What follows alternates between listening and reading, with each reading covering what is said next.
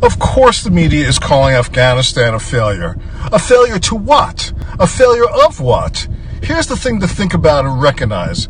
It wasn't a failure for American business interests. It wasn't a failure for the military contractors. It wasn't a failure for George Bush or Barack Obama. They both served 2 terms as president instead of being charged with war crimes. So for many interests and people, Afghanistan was a rousing success.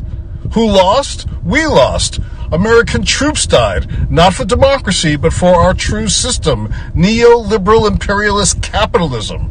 Remember, when we invade a country, yes, the military invades, but they are paving the way for the true invasion. American business interests, harvesting the crops, drilling the oil, mining the resources. This is what is euphemistically called nation building. So who lost? Sure, we did. We wasted our tax dollars to sponsor this amoral, immoral profiteering, and we lost friends and family, and some of our humanity, and blood lost.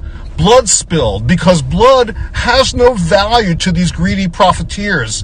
It's an endless resource to be squandered, to run in the streets. American blood, Afghani blood, male blood, female blood, and the blood of children. Worthless to the government, worthless to the military contractors, worthless to the American business interests, all of whom believe there is always an endless supply of blood.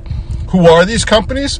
They are companies whose names you recognize. Lockheed, Honeywell, Raytheon, and dozens of companies you've never heard of. They hide in the shadows, profiting from death. And this was a private war, fought by the corporation called the Military Industrial Complex, Inc. And the workers? Minimum wage? Expendable? They're called soldiers, but they are just employees. So stop and ask yourself, what are we doing in wars in Iraq and Somalia and Libya and Syria and elsewhere?